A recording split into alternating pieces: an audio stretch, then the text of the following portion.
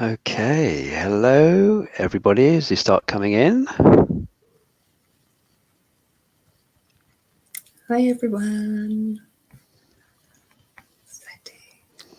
Right, I'll give people a few more moments to come into the session. Dabby dabby from the firesides.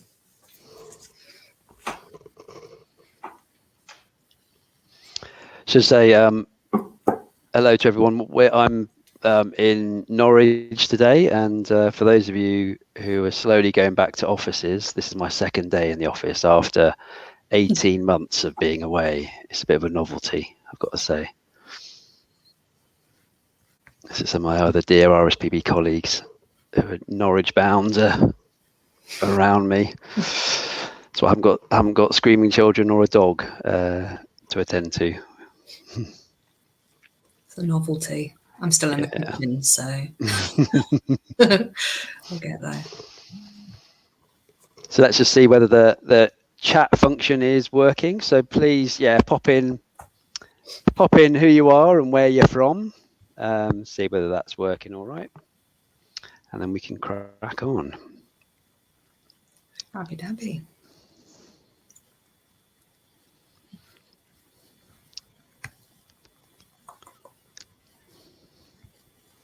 Got a couple more that have come in, Adam, which is good.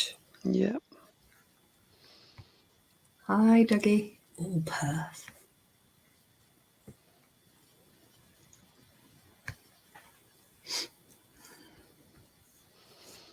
Hello, Katie. Bristol. Not that I'm biased, but I was born in Bristol, so yeah. Not that I've got a soft spot for it or anything, but brilliant. Well, it looks as though we have other. It's always a bit weird like this because we don't, particularly on a session when we're going to want to get people involved with the conversation as well. It's always a little bit weird when Emma and I are just talking into the void. Hello to you all. Hello, Jordan. Great. Well, first of all, introductions before we crack on, and we've got some things to share with you. First of all, names. Who are we? So for those who weren't in the June sessions for Communicate and might not have met us before, my name's Adam Murray, and I head up the community team within the RSPB. So I work with our teams across all the 4 countries of the UK and the kind of new and improved ways of how we work with communities.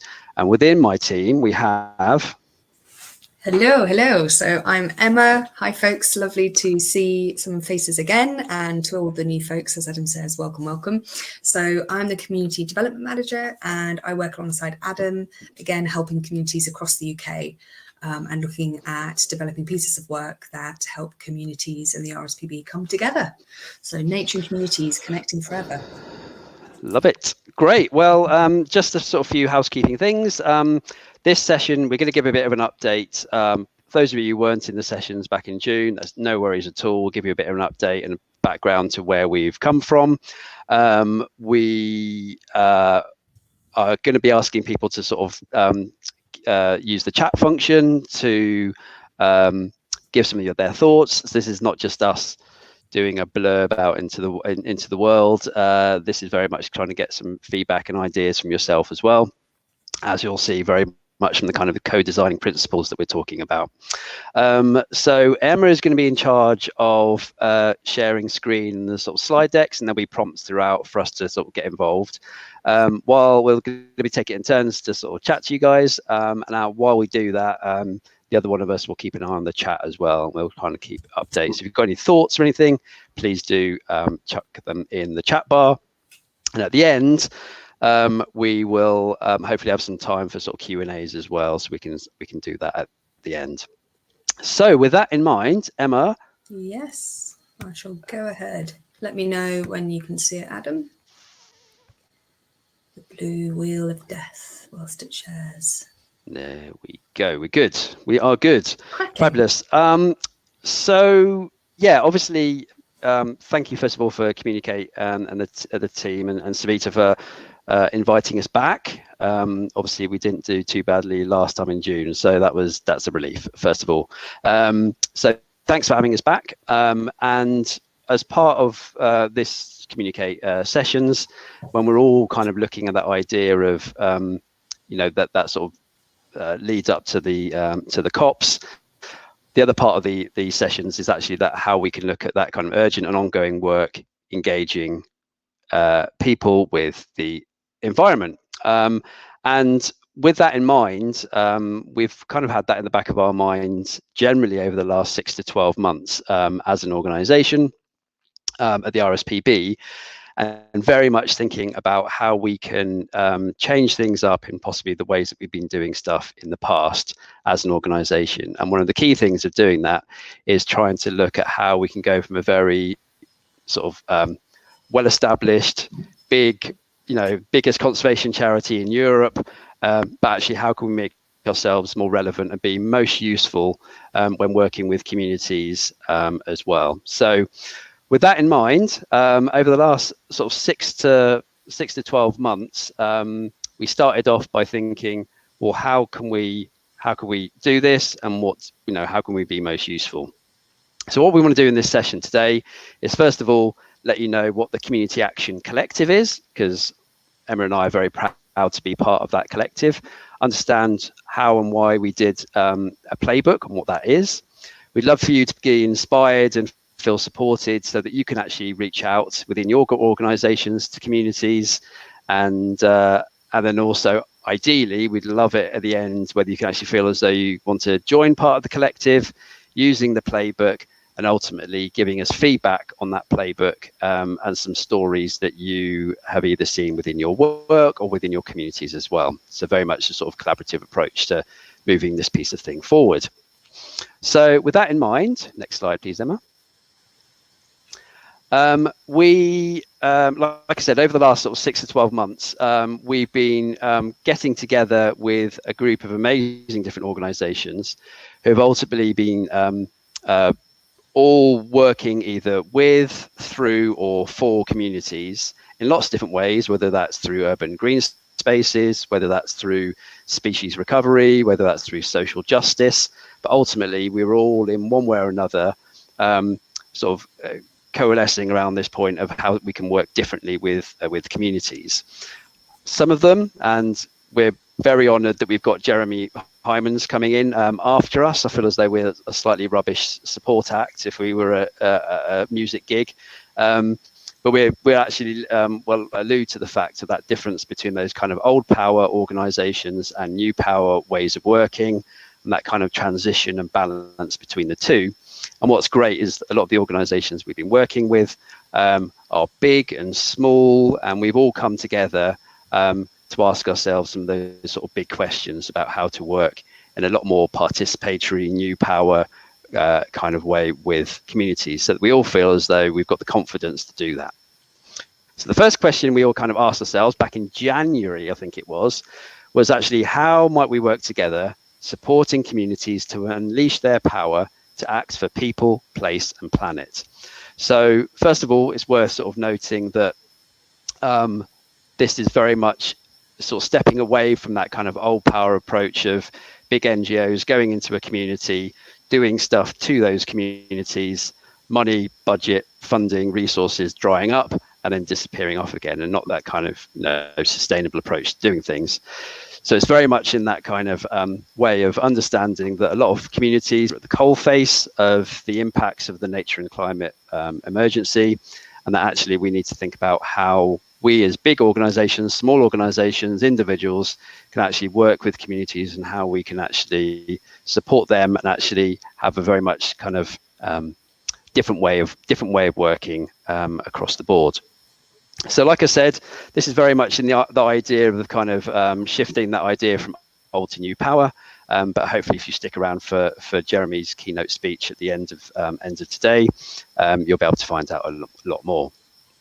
So what did we think we get from doing this? So first of all, one of the things that came out of it was that we wanted to make sure that in the different ways of working with communities and working in this different way, in this kind of new power approach to working, how do we go about doing that? And what we wanted to make sure is that we weren't reinventing the wheel. A lot of this stuff isn't necessarily new, and a lot of this stuff is already out there in the world. So what we wanted to do is make sure that we could actually tap into all these amazing resources that are already out there. And in the words of Austin Kleon, who did the book Steal Like an Artist, is go out there and steal all this amazing stuff with pride, put it into one place so that we can all use it, and use these stories for inspiration and resources that we can all share together. So yeah, with that in mind, we went out into the world, and we decided, right, one of the main things we need to look at is the idea of producing a playbook. So I'm now going to hand over to Emma, who's going to run you through the history of where the playbook came from. Thank you, Adam.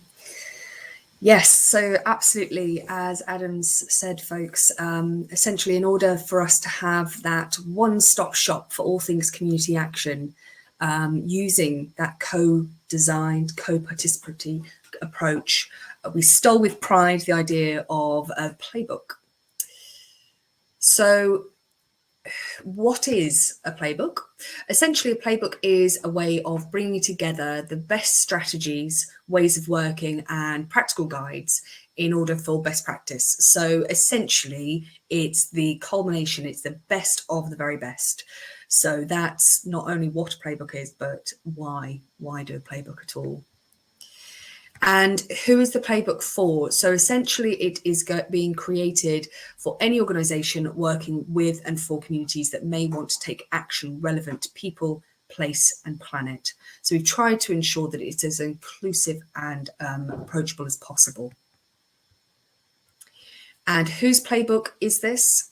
Well, essentially, as this slide says, we've got contributions from across the collective. So a whole range of organisations, big, small, working with communities directly, those hoping to work with communities in the future, all ensuring that that collective and everyone that's involved in that group feels a sense of pride and ownership for the work that we're creating. So reflecting our hopes of all the communities that we work for.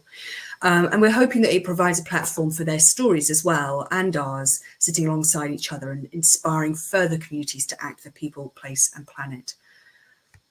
And essentially, with the power of the new collective and everybody that's involved in that, we decided to identify what was good, missing, or indeed needed from the playbook. So this is just a screen grab of one of the many sessions that we've had with that collective.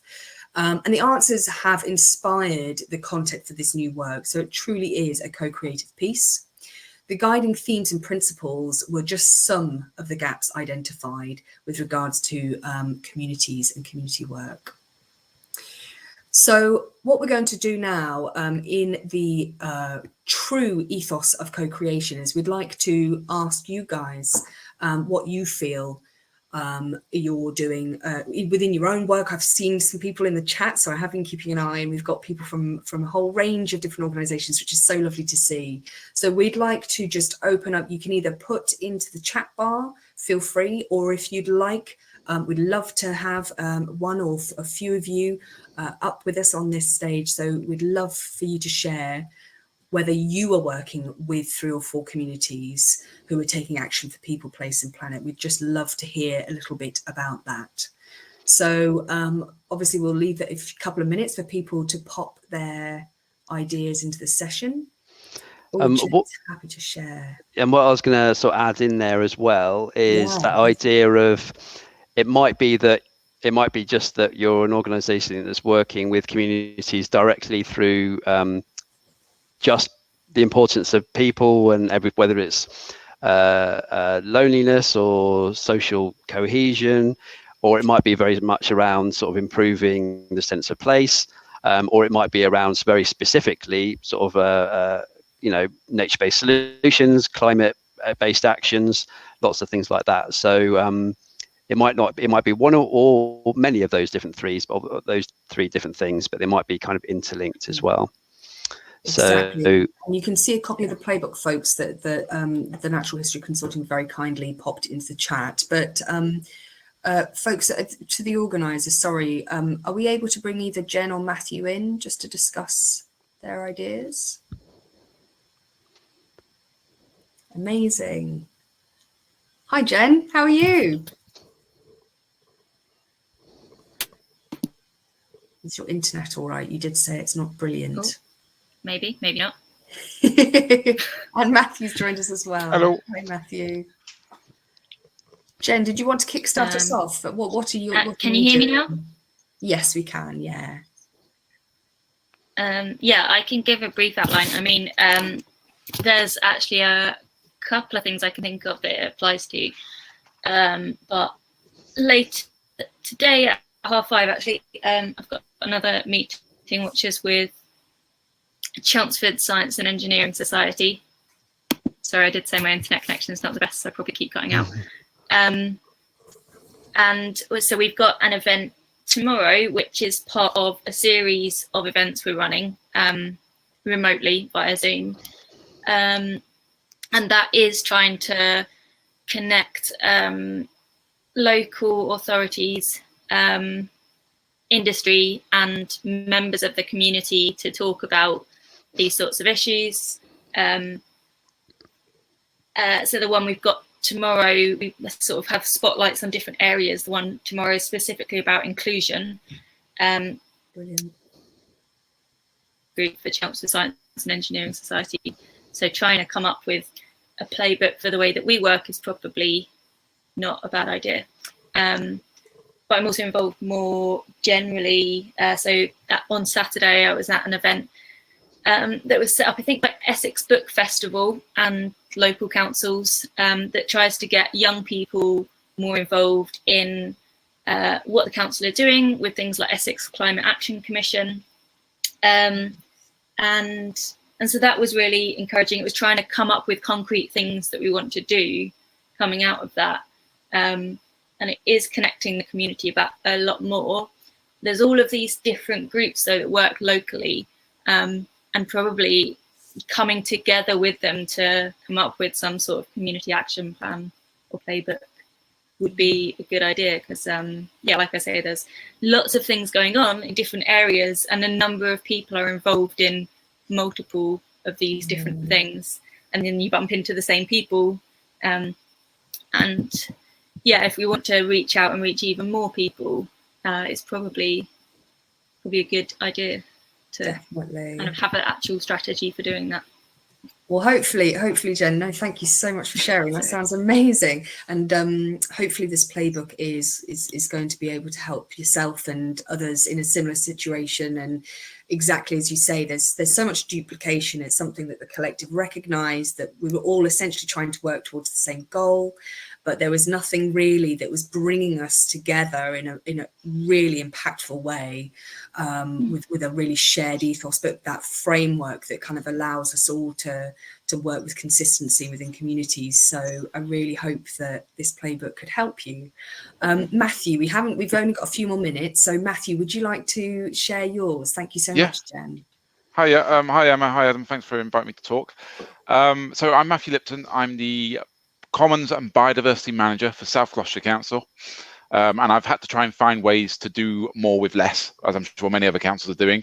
And I'm going to go quite quickly. So we don't get, one resource which I noticed is very, very underused and very overlooked for its value is our parish and town councils. This may not be relevant to everyone, but the premise is adaptable for businesses or any other organisations. So here in South Gloucester, we've got 41 parish and town councils. That's 41 organisations with 41 budgets, with 41 town or parish halls. So they're all property owners. They've got land they all manage, or they pay us to manage land. They also communicate with their various communities. So they all write into newsletters. They all have websites. They all have Facebook pages. And I was trying to think, how do I get them engaged and help support them to take action for nature? Because that's a lot of resource there, which is not being used and not being directed. So I came up with this idea for a local nature action plan. I'll put the link on there in a minute. And it's really to try and take the fear away, because what I'm finding is many people in these organizations want to take action for nature. They just don't know where to start. They don't know how to start, and they don't know who to go to. So I really wanted to, as in my role as a biodiversity manager, and to support our sort of lower tier authorities in South Gloucestershire Council tried to come up with this way of sort of engaging town and parish councils. So we've done this local nature action plan, and in effect, it's a step-by-step guide for where to start, because many organizations don't have what I have access to. I've got access to a comms team. I've got access to a legal team. I've got access to resources. I've got access to property services and experts.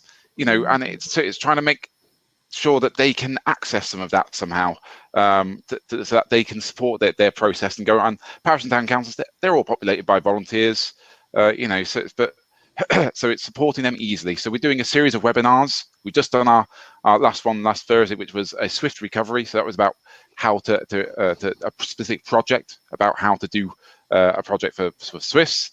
But all the other ones have been sort of how to identify opportunities for nature on your public open space.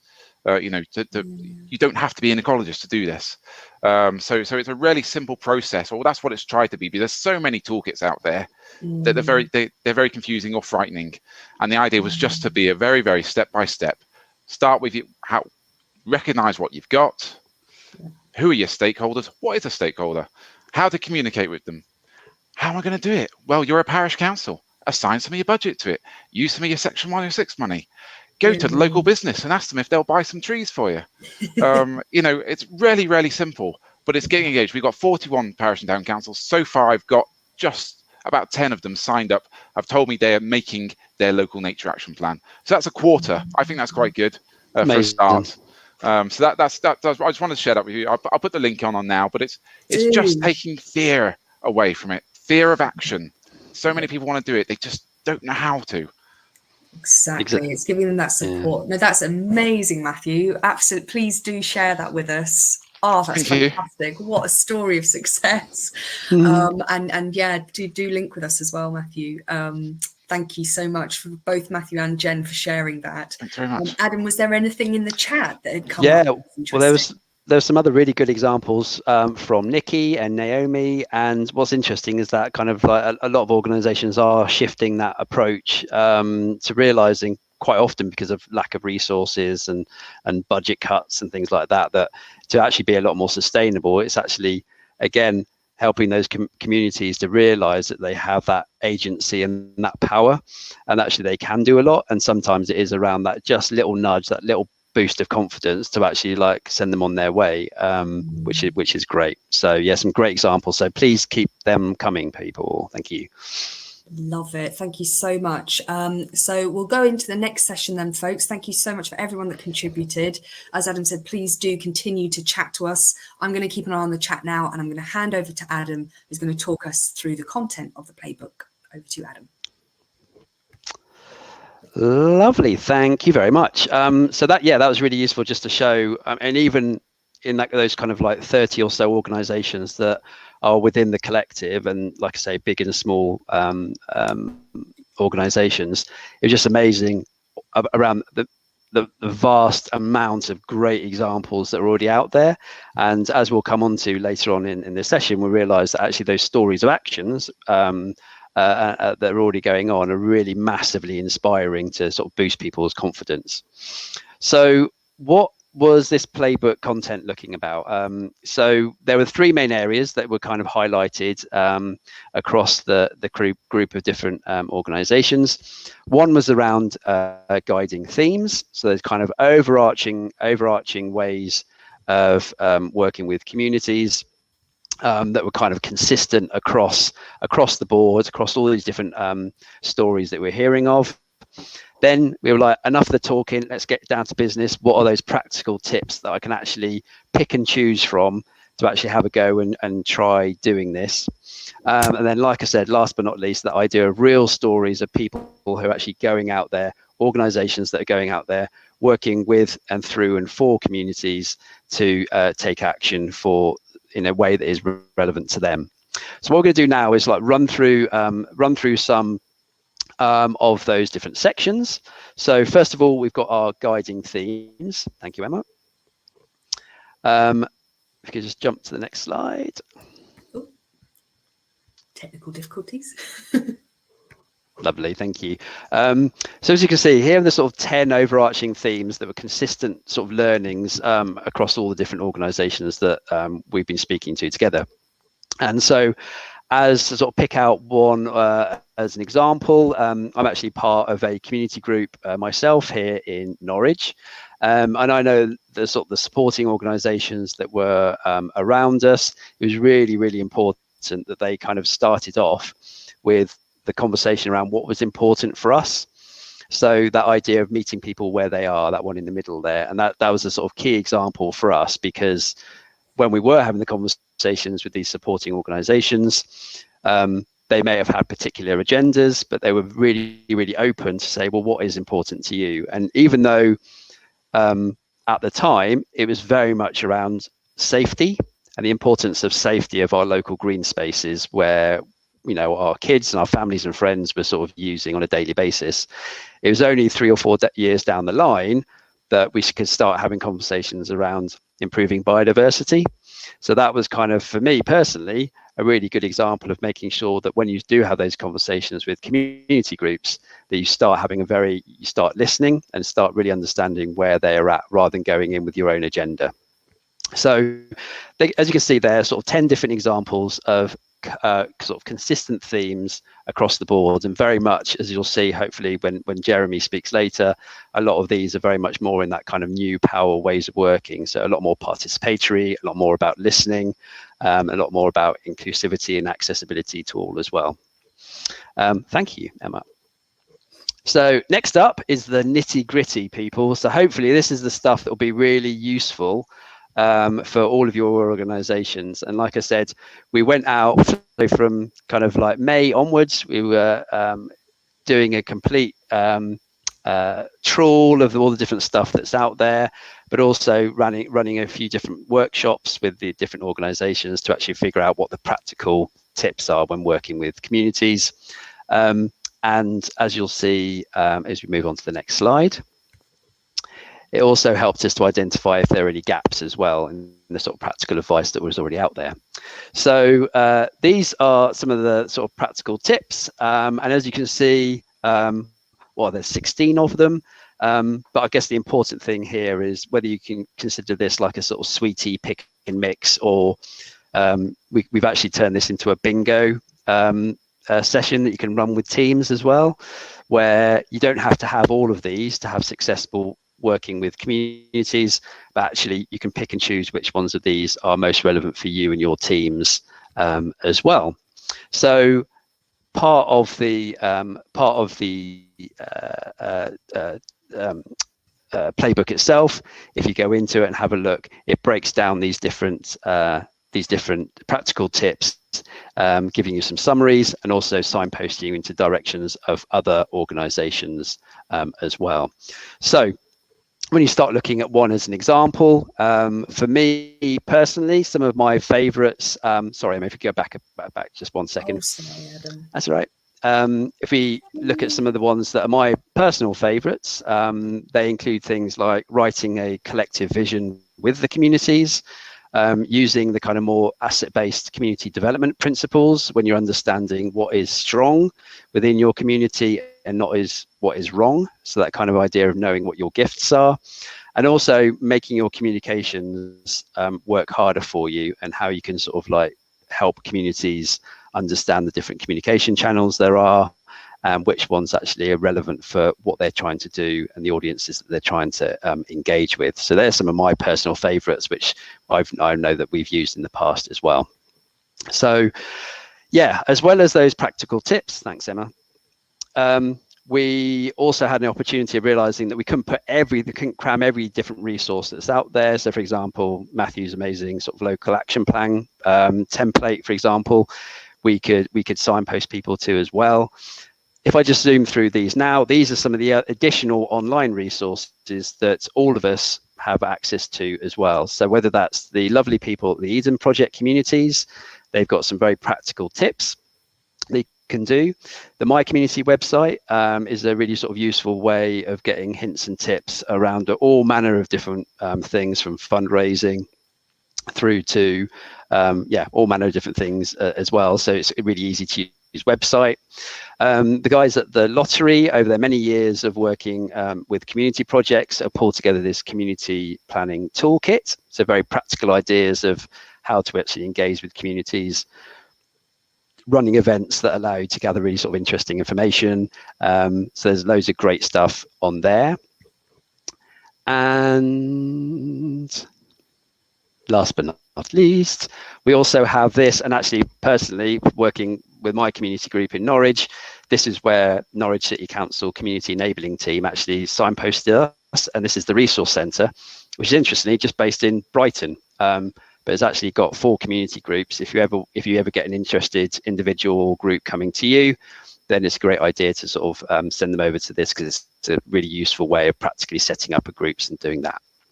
So those are just some of the signposted resources that we put into the playbook in this edition. But what we'd love to hear from you now, and also when you think of it in the middle of the night, when it pops into your head, you get in contact with us, is the question of, do you know of any other great resources in this area that we could all use together? So let's have a look. So I'll give you a few moments. So any great resources around how to work with communities, or actually resources that communities themselves could use that you could actually signpost to? Jen's got a whole load saved into her bookmarks browser, apparently, Adam. So she's exactly like me. Exactly. I don't know about your bookmark browser, but mine ends up getting longer and longer and longer. Then I realised, like, oh, I'll save that for a rainy day. Well, this is, and in Norwich it literally is, this is your rainy day, people. This is your time to get those bookmarks off your web browser and send them in so that we can share them with everybody. Anyone got any specific ones that they'd like to share? Sophie has just shared an empowering course. Yes. From community organisers. Yes, we love those guys, and they are part of the collective. So thank you, Sophie. Sophie, have you been on this course? Did you want to give us any feedback? There's a lot of courses out there. Emma and I are always constantly going, it's like, oh, we can learn from there, all over the place. Any more?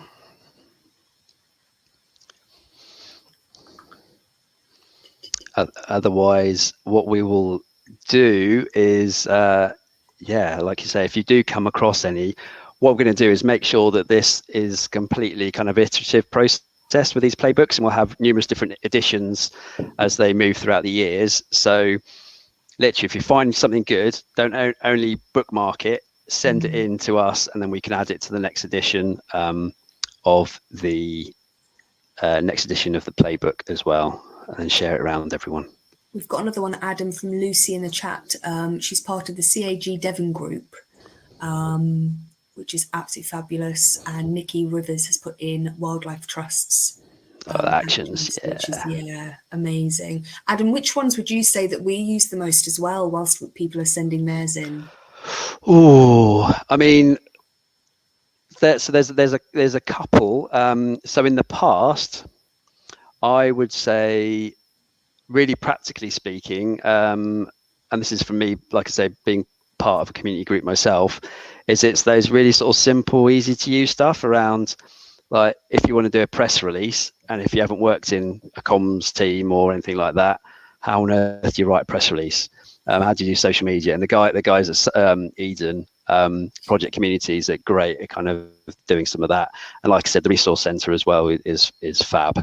I'm really excited. We're Emma and Sarah and myself in our team, we're looking at that kind of community organising side of things more. So we are definitely, like, that's why we've been in conversation with the guys at Community Organisers and other ones like that. So Defo, we've got a whole load that have come in. Maya, I don't know, it's so lovely to see you again. I don't know whether you wanted to come in and just talk a little bit further about what you've popped in the chat, if you'd be happy. She's talking about health, well-being, nature. If you can just pop in the chat, Maya, that you're happy to come through, and then the lovely organisers will pop you in. We've also had Adam, Active Citizens, Dialogue Matters, Chester Zoo, apparently. Yes, would you mind just popping Maya up in the chat for us, folks? We won't drag you in kicking and screaming, Maya, I promise. Yeah. We always like to ask. Might take a minute or so. And Seeds for Change, Adam, which I love. So thank you, Jen. That's a really, really good. That's a really good one. There we go, Maya. So if you share your audio and video, pressing the blue button. Big blue button at the top. And then you can tell us a little bit more about what you're doing.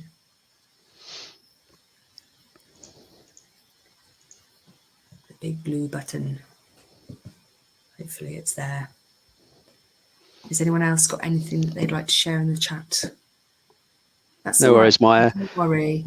We've got loads of time. We've got loads of time. Yeah, we've got loads of time later, so feel free to do that. And Sophie, shameless plug to something like you create. Nothing wrong with that. Nothing wrong with that. You don't have to be a big old swanky organization. It's like if you know something that works and is useful and you've designed it yourself on the back of a fag packet type thing. I'm not saying yours is, Sophie. Then that's the sort of thing that we want to share as well, because it might be exactly the thing that other organizations are looking for. So thank you. What we'll do is we'll make sure we collate those. We'll ask the lovely people at Communicate to help us grab some of this from the chats, and we'll collate that for the next edition as well. Emma, over to you. Thank you so much, Adam. And thank you so much to everyone who contributed to that session. It's always just so lovely to share. Sharing is truly caring. So yes, thank you, everyone. Storytelling, as we all know, is a really powerful driver of movements. It's also a foundation, essentially, for our society, and so therefore, by extension, our communities. So at the RSPB, within our team, our idea of what a community is essentially any group of people with a shared passion. So that could be an online community that does gaming, all the way through to your local book club, all the way through to that geographical village that you live in, whatever you identify your community as. So we as a collective have been collating stories of incredible communities across the UK, with the hope that not only will we become inspired as a collective and those that this playbook is used by, but also that anybody that joins in on this journey will be helped, supported and inspired by these stories too. So we want to make this playbook essentially as relatable, inclusive and approachable and inspiring as possible for those that are going to use it. So not just those that work with, for or through communities, but potentially even community groups that are led, co-created, those grassroots movement groups, that might need a little bit of support. So like the ones that Matthew and Jen were talking about earlier. So you just have to look at Humans of New York. If you haven't seen it, by the way, please just pop Humans of New York into Google. It's phenomenal. Take a look at that project and see how people's own stories have really resonated through that piece. It's beautiful. For me, it's almost a piece of art. Real people, real lives, real inspiration right there, all in one website. And it's not just the individuals like Humans of New York who inspire, it's the communities too. And that's where hopefully the collective is going to come in. So over the last 6 months, we've been collecting these tales to share with others. Many of our organizations that are part of this collective, they already do this. So as you can see on this slide, this is Sembles, another fantastic organization, part of our collective. This is their news page. And all of us have this, right? All of us organizations have a news page where we share stories of success from across the country or whichever area we cover, sharing hardships, updates, successes, celebrating these community stories. And for the collective, it was about bringing these stories of communities together in one place, to shine a light on something that really is not celebrated enough, which is people power. So one of our favourite stories is the Garden Alley in Belfast. If you've not heard of this, again, type it into Google, type it into YouTube, look at it. There's a beautiful video that the BBC did. It's a fantastic community-driven space where local residents essentially decided that they wanted to do something good for their community. They had this really quite run-down alley that would run that runs down the back of all their houses. They felt unsafe. They didn't feel that it was very beautiful. And this gentleman, that you can see in the photo, decided he'd had enough. He brought all the community together and said, let's fill this dilapidated space with green. And it brought people together. It created a space that for them, the local community, felt safe, accessible and calming. It has transformed so many of their lives, and it's just the most beautiful story. In a space that used to be so underused and unloved, and they've transformed it into something that is loved and a part of their everyday lives. So with that as hopeful inspiration, and others that are on this slide, and you may know of some of them. So obviously the community organisers have their social action hubs. There are the transition networks. WWT are doing their urban wetlands, which is amazing. There's the Eventon Wood community, if you've not heard of them, and Window Wonderland, which celebrates colour and art and creativity, and anybody can get involved in that. You've got Co-Farm in Cambridge, which is a collaborative or allotment, which essentially the community coming together to provide food back into the community, and of course Eden Project communities again. So our next discussion session, essentially, we wanted to just put a question out. Do you know of any communities themselves taking action for people, place and planet? And like Adam said in the first question that we asked, this is really, really broad and open. So any community that's come together that really show the power that people have when they work as one. So would anyone like to share any beautiful stories with us? And we've actually, yeah, Emma, we've also people have kind of preempted that and jumped in with Love it. some different examples. So you've got Chloe looking at Clean Up Bristol Harbour. You've also got Naomi talking about the different alleyway projects that are going on. I think that's based on possibly this sort of work that Hubbub are doing alongside in Greater Manchester, maybe. So yeah, if any of you want to sort of step in, press that big blue button and I'd love bring to hear yourself about these in. alleyways in Stockport and Greater Manchester. They're doing so much in that part of the country at the moment, aren't they? So it might not even necessarily be work that your organisation is doing. It might literally be something you found on your social media feed. You're like, oh my God, those guys are amazing. Or even just where you live as well. Something you saw on Twitter. I see so many amazing things on Twitter. Naomi, did you want to come in and just discuss some of the stuff you've brought into the chat? If that's all right, folks at the consortium, if you're able to. If anyone wants to press that blue button, it'd be lovely to hear from you.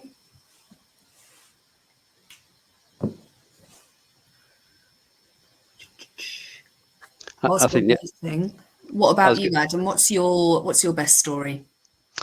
Well, I was going to say that the reason why we put Eden Project communities on there is apart from the sort of lovely stuff they do, and for those of you who don't know, obviously Eden Project is based down in Cornwall, but they also have this amazing network across all the 4 countries of the UK, and a whole network of different individuals and communities doing brilliant stuff, from everything from working with knife crime, social isolation, invasive species, all manner of different stuff, and they're all sort of across this amazing network. So yeah, if you ever want to go and have a look on their Facebook page, there's all these amazing individuals and communities out there doing stuff. So but here we have Judy. Hi Judy. Yay. It's actually Naomi. Bless those that don't. It's so I'm actually Naomi from Cheshire Wildlife Trust. We're just all sharing Judy's account. I love the fact you had to say, like, yeah, so I'm not Judy, but Judy's famous now for across the board. So yeah, Naomi, give us a good example of what you've seen. Yeah, so I mentioned the various different alleyway projects in Greater Manchester. A lot of them have been promoted and sort of helped by Groundwork, Greater Manchester.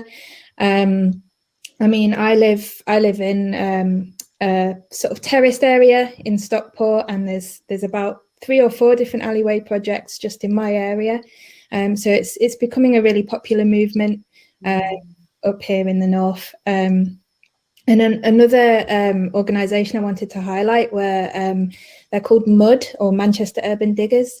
They work in South Manchester. They have this amazing community garden. They've got an army of volunteers. I think it's about 400 volunteers that come and help out with the gardening. They produce veg boxes, and they do amazing community work in the area. And one thing that they offer, which I think is absolutely fantastic, is they offer free advice and support for community groups who want to set up similar projects. So there's a few different sort of little community garden projects in Manchester that have been sort of facilitated by Manchester Urban Diggers. And yeah, I just wanted to highlight that, you know, there's such a fantastic community feel up in the north, and especially in Stockport. I've not lived here for very long, but we've been doing a project for the last 6 months, and it's been really massively welcomed and appreciated in the area, and yeah, it's just fantastic. Oh, love it. You. Thank you for sharing, Judy. Have you popped a link, Judy? Because I've got the link here if you haven't, into the chat. The Urban Diggers. Yeah. Yes, it's under Naomi Cooper rather than Judy. Oh, bless. Thank you so much. It should be. Lovely. That's just lovely. It's so nice to hear that the power of not only individuals coming together as communities, but us as organisations coming together as well, and the increase in power and impact. I mean, I love. I mean, what I love about that, Naomi, is a couple of things. First of all, is that idea of, I think sometimes we as a sort of wider sector need to get out of our head that we can only speak to communities who are doing, pro-environmental actions for nature and climate emergency. If we're only going to speak to communities that are going to be doing that, we're going to sort of massively reduce down our sort of like reach, and scale of the sort of opportunity, because a lot of the time you need to start where people are at, and it's actually around coming together, improving a local green space, growing spuds.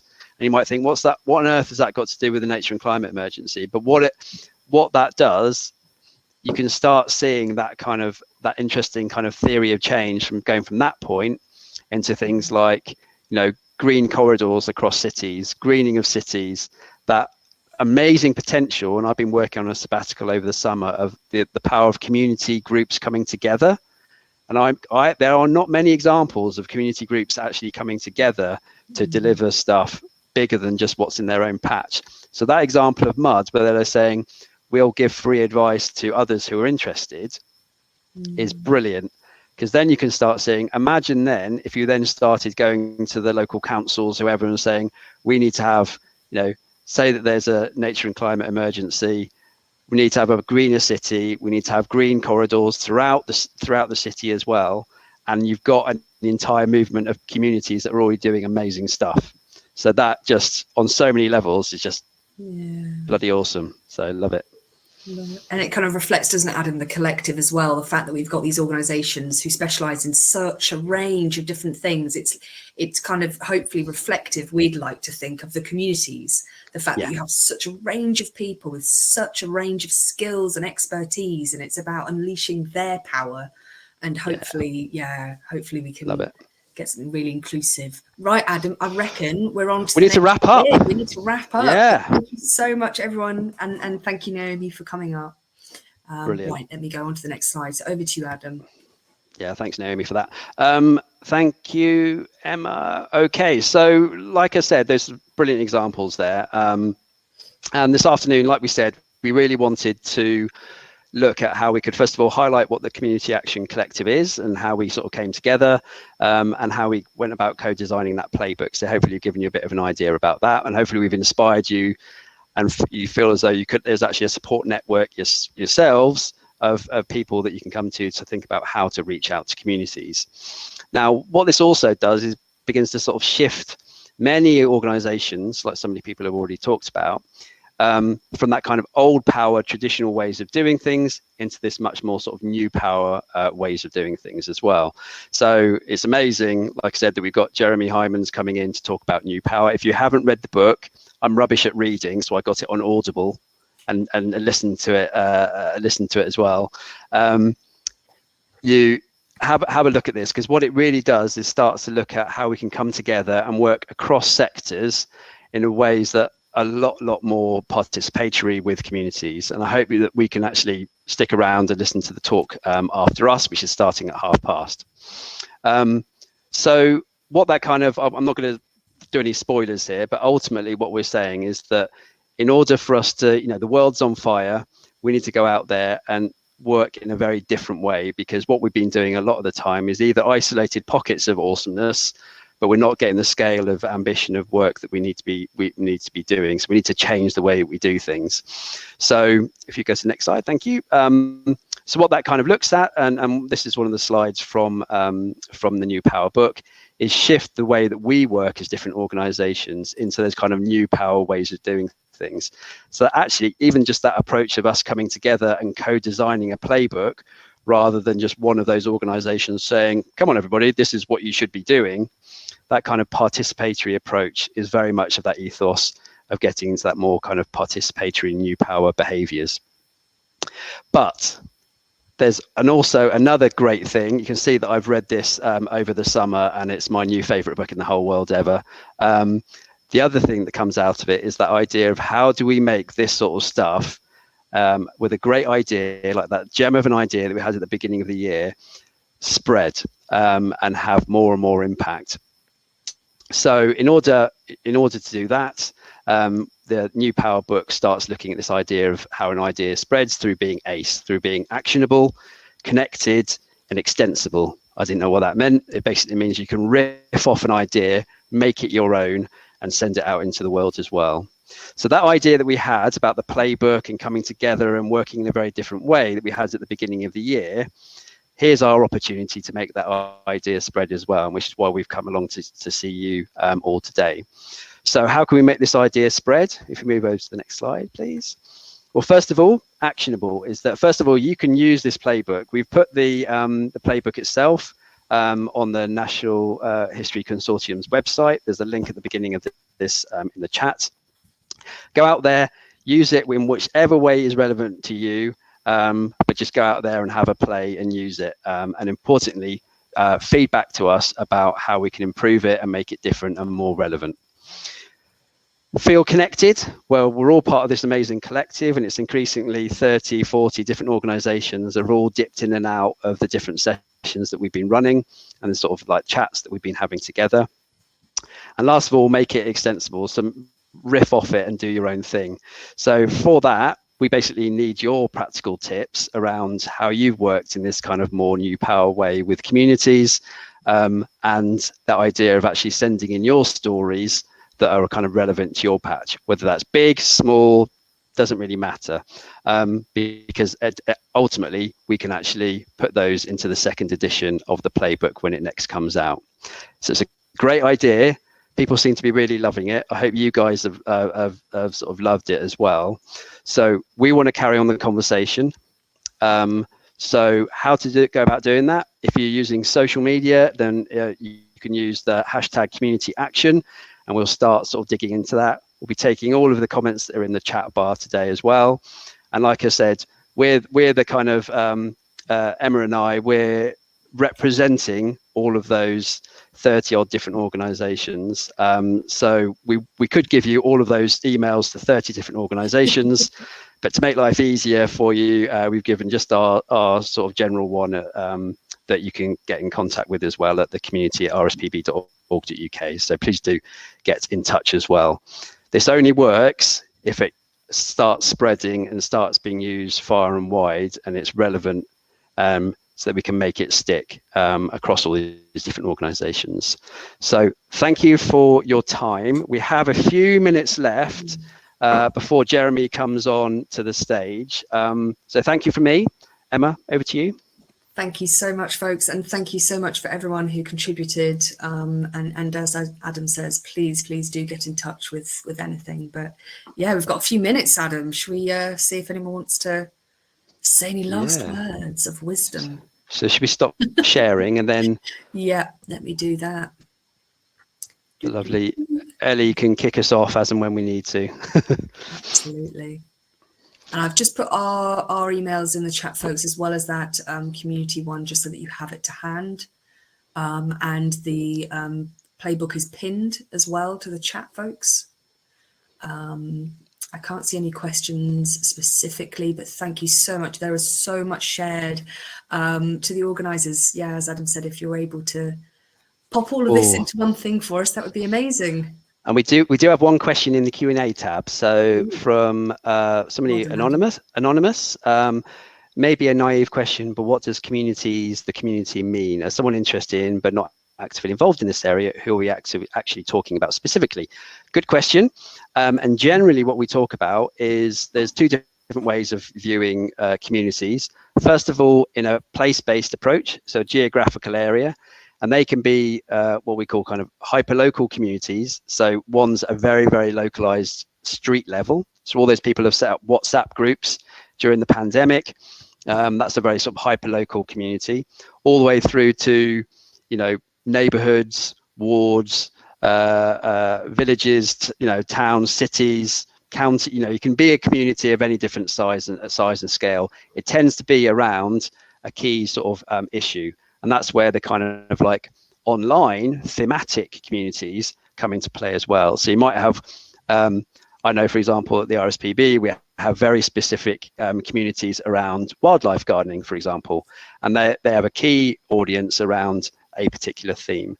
So it can be a group of people around a key location or a key issue or both.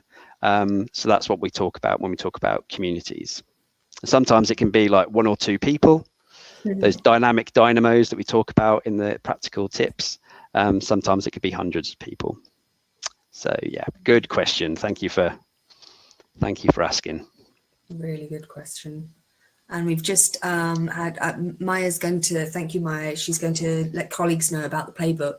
So yes, please share it, folks. It is absolutely, just put it out there far and wide. And we're going to be adding to it, aren't we, Adam, as a collective? Exactly. So, and on behalf of the whole of the collective and all the different organisations and individuals that have been part of the sessions, on behalf of all of us, thanks for having us. Yeah, go and enjoy the conversation with Jeremy. Yes, can't wait. Thanks, everyone. Bye, everyone. Thank you so much.